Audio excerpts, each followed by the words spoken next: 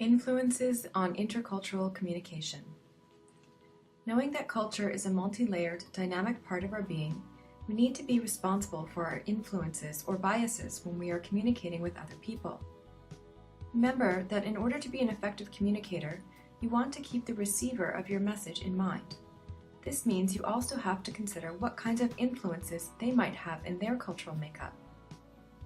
Gert Hofstede's research defines some key influences on intercultural communication. While Hofstede's work is generally applied to countries, it can be useful when thinking about a company or an organization's culture, too. Hofstede's influences are presented on a spectrum. A culture may be high or low in a given influence, or anywhere in between. It is important to do your best to keep your judgment out of your thinking. In other words, there is no one right way to live.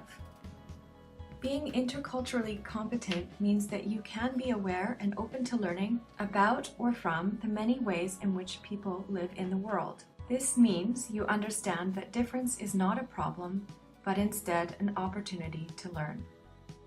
The first influence Hofstede defined is power distance. This refers to how people of a certain culture view power relationships, such as equality or hierarchy. High power distance cultures work in systems of authority, status, or caste. At work, you might not be expected to bring your own ideas. That would be the role of your boss. Low power distance cultures work with less hierarchy. In low power distance culture, for example, you may call your boss by their first name. The second influence is masculinity or femininity. A more masculine culture will have clearly defined and lived gender roles. There is value on achievement and acquisition of material goods. A feminine culture has less defined gender roles. There's a value on the quality of life and nurturing of relationships. The third influence is uncertainty avoidance. High uncertainty avoidance means you are more likely to want to follow the rules, policies, and procedures. There is value on formality and stability. A culture that has low uncertainty avoidance will tend to take more risks, be more entrepreneurial, and are more comfortable with ambiguity and uncertainty.